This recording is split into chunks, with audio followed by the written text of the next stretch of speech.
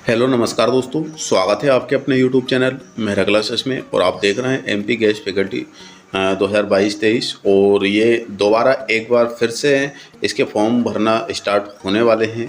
MP higher education department से ये notification जारी हुआ है, लेकिन इसमें कन्फ्यूजन बनी हुई है। कन्फ्यूजन ये है दोस्तों कि इसमें ओल्ड और न्यू रजिस्ट्रेशन होने वाले हैं।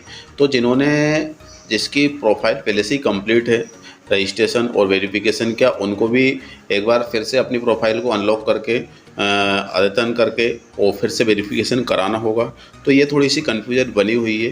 तो अभी हम आपको आज की वीडियो में थोड़ा सा ये डाउट है क्लियर करने की कोशिश कर रहे हैं। तो दोस्तों चलते हैं हम इसके ऑफिशियल नोटिफिकेशन पर, जहाँ पर हम आपको उसका समझाने की कोशिश करते हैं और वेबसाइट पर भी लेके आपको चलते हैं। तो यहाँ पर आप देख सकते हैं कि अभी हम ऑफिशियल वेबसाइट पे तो हम पहुँच चुके हैं। और यहाँ पे उच्च शिक्षा विभाग मध्य प्रदेश, और जैसे ही हम नीचे स्क्रॉल करके देखते हैं दोस्तों, तो यहाँ पे सिर्फ अभी गेस्ट फैकल्टी के लिए एक ही लिंक ओपन हो रही है। देख सकते हैं कि यहाँ पर अतिथि विद्वान हेतु लॉगिन, और इसके बाद यहाँ पे ऑनलाइन फॉरेन सॉफ्टवेयर की लिंक है। फिर इसके बाद महाविद्यालय से एकेडमिक रिसर्च अकाउंट उनके बुक मोबाइल, फिर इसके विभागीय सूर।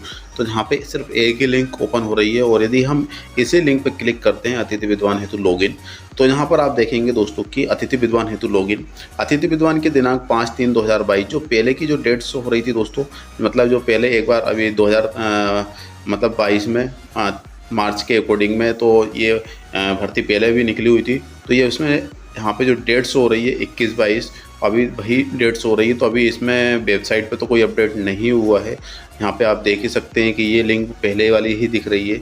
अभी हम आपको फिर लेके चलते हैं इसके ऑफिशियल नोटिफिकेशन पर, जहाँ पर आपको जो डाउट है वो क्लियर हो जाएगा। वैसे अभी हम जस्ट आपको बता दें कि जैसे कि हमारा जो प्रोफाइल है वो कंप्लीट है, हमें कोई चेंजेस नहीं करना है, और वेरिफिकेशन भी कंप्लीट है। तो आपके मन में अभी डाउट आ रहा होगा कि क्या हम डायरेक्ट चॉइस फिलिंग कर सकते हैं क्या? तो दोस्तों ऐसा नहीं होगा जहाँ तक है, क्योंकि उसमें बताया गया है और इस प्रक्रिया में शामिल होना है। तो इस प्रक्रिया में भी हमको क्या होगा कि इस टाइम की वेरिफिकेशन होना ज़रूरी है, ठीक है ना। तो उसमें जो डाउट है वो अभी क्लियर कर देते हैं आपको, वो भी हम।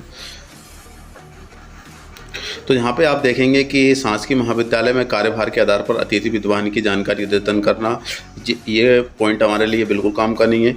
बाकी यदि हम ये वाला देखते हैं, शासकीय महाविद्यालय में कार्यरत अतिथि विद्वान द्वारा प्रोफाइल अद्यतन करना एवं संबंधित दस्तावेज अपलोड करने का जो अवसर है, तो ये भी जो पहले से ऑलरेडी वर्क कर रहे हैं उनके लिए ये लिंक है।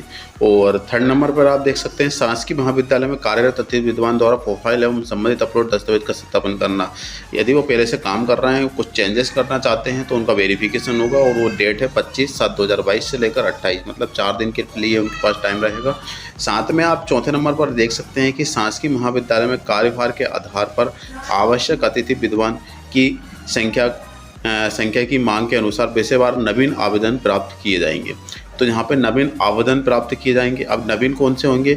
नवीन आपके जिन्होंने आवेदन ही नहीं किए, या फिर उनकी पहले से प्रोफाइल बनी हुई है, जिनकी प्रोफाइल है, वेरिफिकेशन भी कंप्लीट है, तो ये दोनों में नवीन कहलाएंगे। और उनकी जो डेट है वो आप देख सकते हैं कि 29/7/2022 से लेकर 10/8/2022 तक।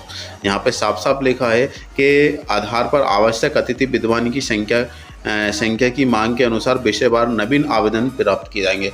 अब नवीन आवेदन दोस्तों वही होते हैं जिनकी ड्यूटी मतलब ज्वाइनिंग नहीं हुई है। ज्वाइनिंग नहीं हुई है तो इस प्रक्रिया में वो शामिल होंगे। फिर इसके बाद जिन्होंने आवेदन भी नहीं किया वो भी नवीन कहलाएंगे। तो यहाँ पे दोनों ही नवीन कहलाएंगे। और उनकी जो डेट है 29/7/2022 से लेकर 10/8/2022 तक आप कर सकते हैं।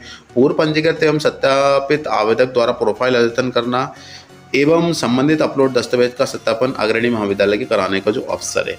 अब जिन्होंने पूर्व पंजीकृत हैं, पहले से रजिस्ट्रेशन है उनका, एवं सत्यापित भी है, तो उनकी जो प्रोफाइल अद्यतन करना एवं संबंधित अपलोड दस्तावेज का सत्यापन अग्रणी महाविद्यालय कराने का अवसर। तो यहाँ पे आप देख सकते हैं कि जिनका पहले से रजिस्ट्रेशन है, वेरिफिकेशन है, तो उनकी प्रोफाइल को अद्यतन ही करना पड़ेगा यहाँ पे, क्योंकि दोस्तों ये हमारा पहले की प्रक्रिया थी।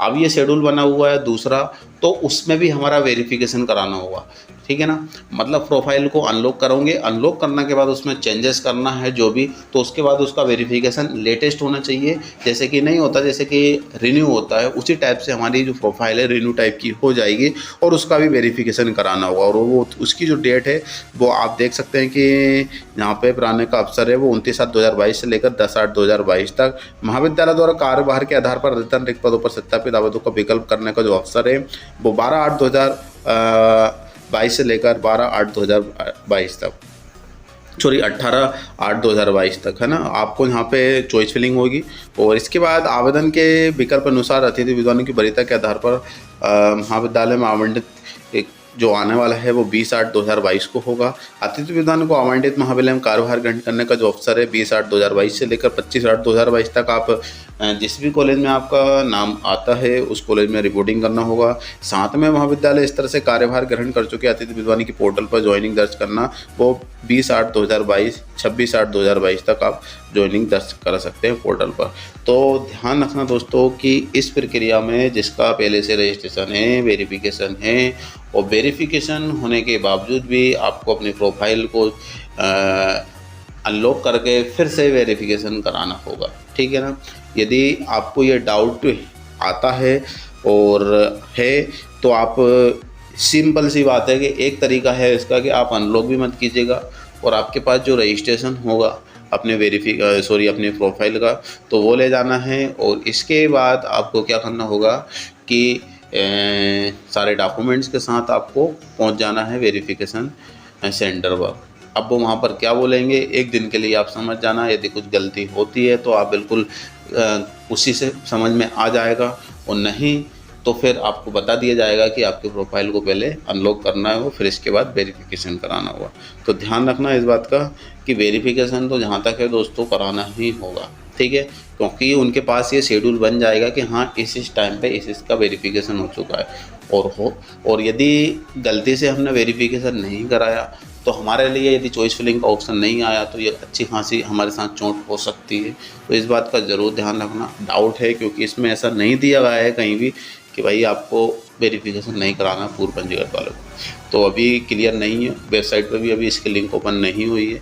तो चलते हैं हम आगे की ओर और बाकी जब भी कोई नोटिफिकेशन आएगी तो बिल्कुल हमारी वीडियो के माध्यम से आप तक आपको पहुंच जाएगी। तो फिलहाल के लिए बस इतना ही, फिर से मिलेंगे कुछ नए अपडेट के साथ दोस्तों। जब तक के लिए जय हिंद, जय भारत।